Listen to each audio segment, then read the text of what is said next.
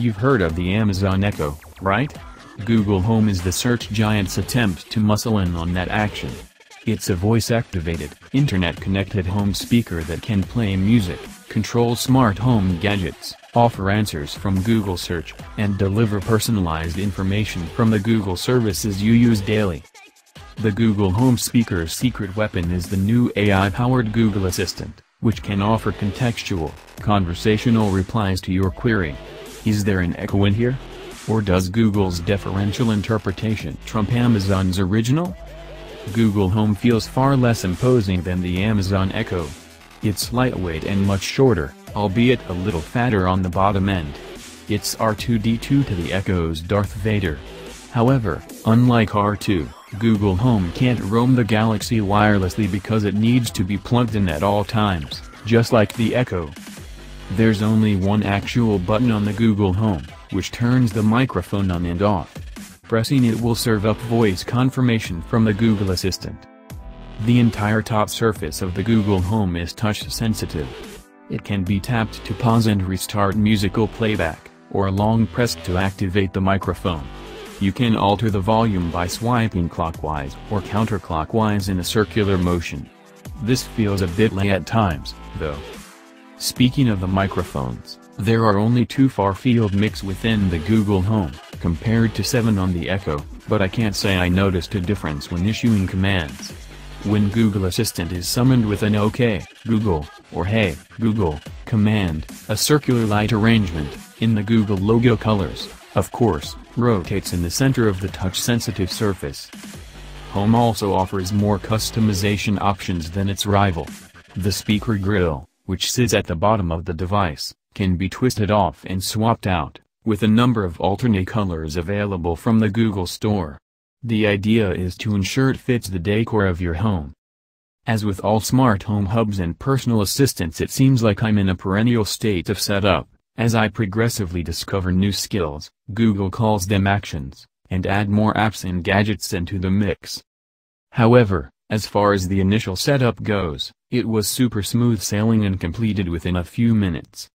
It's just a case of plugging in, downloading the Google Home app, formerly Google Cast, and asking the app to search for the new Google Home.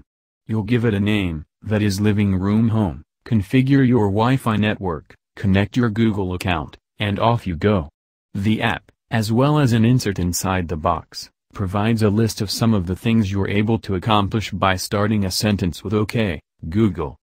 If you also have an Android device with hands-free OK, Google voice commands enabled, you may accidentally activate both devices via a single command. You'd think there'd be a way to prioritize them when both are within earshot. When comparing audio playback on Home and Echo, both have their pros and cons. Google Home offers meatier bass and a more rounded sound, but the Echo goes much louder. Google Home's 100% volume wasn't as loud as I'd expected it to be, and once you get to about 70% it starts to feel a little distorted. It doesn't come close to the sound quality of my $200 Ubuntu, but then you wouldn't expect it to be at the much lower price of $129.99. It's not a gadget you'd want as the primary speaker at a house party, but for general, everyday use it's fine. One thing I enjoyed about using Google Home was the ability to make requests while music was playing. Fiercely, I didn't feel like I had to yell commands over the audio as I sometimes have to with Alexa. Secondly, instead of pausing playback completely, Google Home just lowers the volume to a moderate level while it completes your request. Pairing with services such as Spotify, Google Play Music, YouTube and TuneIn was easily accomplished within the Home app, which also enables you to choose a preferred provider. There's a quirky range of voice commands for accessing news, playlists and podcasts from all of those services, too. Unfortunately, there's no ability to pair a Bluetooth device, as you can with the Echo. I missed this functionality, as I often pair my phone with the Echo when listening to sources without Google Cast support. Thankfully, those are few and far between these days, but it might peeve Apple Music users, for example. It's also possible to link multiple Google Homes and Chromecast audio speakers together to enable a multi-room experience. Home and Chromecast Audio are affordable enough to work as a voice-activated alternative to Sonos. There are a few advantages Google thinks Home has over Amazon's device. Firstly, it uses the power of Google Search over Bing. That's a clear win. Secondly, Google already knows way more about you than Amazon does, something Home uses to its advantage in many ways. The assistant can also call upon all the information from Gmail to announce flight bookings and concert ticket reservations when checking your calendar. Likewise, it can update you on shipping details from stuff you've ordered online, or bring up your daily commute through information you've added to Google Maps. For some reason you can only link one Google account at a time. I have Gmail for work and another for personal use, and would really like to be able to access information from both while using Google Home. Thirdly, Google believes Assistant trumps Alexa thanks to both of the above, plus the ability to process conversational, contextual requests. For example, you can ask "OK, Google, how far away is the moon?" and follow it up with "OK Google, how long does it take to get there?" Assistant knows where there is. Similarly, you can ask where the nearest pharmacy is and follow it up with "When do they close?" Or inquire, "Who was Luke Skywalker?" and follow up with "Who was his best friend?" And boom. Not only do you get the correct answer of Biggs Darklighter, but also a little synopsis of how they became such good mates.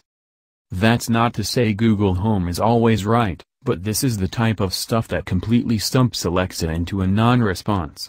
So in this respect Google Assistant feels a little farther along. This is largely thanks to the manufacturer's 20-odd years of indexing every shred of worthwhile information on the internet and some stellar work in the machine learning department. However, it's still very early days and Assistant isn't quite at the level it is on the Google Pixel phones just yet. Those wow-inducing demos we saw showing users asking Assistant for movie showtimes and following through all the way to booking a ticket through Fandango? You can't do that on Home yet.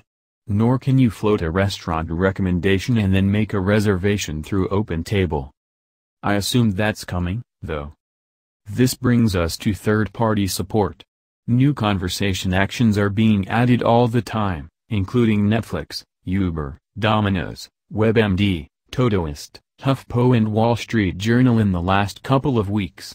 However, it's pretty slim pickings compared to the flourishing Alexa skills ecosystem right now. Google Chromecast or Android TV owners will probably get a kick out of requesting a Netflix show from Google Home. Seconds later it'll begin playback on the television set, complete with the ability to pause, fast-forward, rewind and go to the next episode. Those folks can send their Google Photos to a cast-enabled display or watch YouTube videos, too. New actions are linked through the settings section of the Home app, so it's important to ensure you always have the latest version installed on your phone. Elsewhere the Assistant and Alexa offerings are quite similar. You can get weather reports, news updates, sports scores and stock price updates to start your day. There's plenty of information on local businesses, plus the ability to add stuff to lists, set timers, convert measurements and answer pretty much any question that pops into your head. There isn't much in it, but Google Home does it with a little more personality than Alexa. Google also seems pretty pleased with itself over the trivia feature, and there's a ton of Easter eggs, which I'll leave you to discover. Both the Amazon Echo and the Google Home want to be the voice-activated central hub for your smart home. This requires compatibility with a wide range of smart home gadgets. Right now Google Home is only compatible with Nest, of course, Philips Hue and Samsung's SmartThings gadgets. It will need to boost that roster significantly if it wants to challenge Amazon and, indeed, Apple in this department. We have to give Google a chance to pull in more partners, because this took Amazon a while too. I can wholeheartedly recommend a purchase of Google Home or the Amazon Echo. Neither will let you down and both are only just scratching the surface of their potential.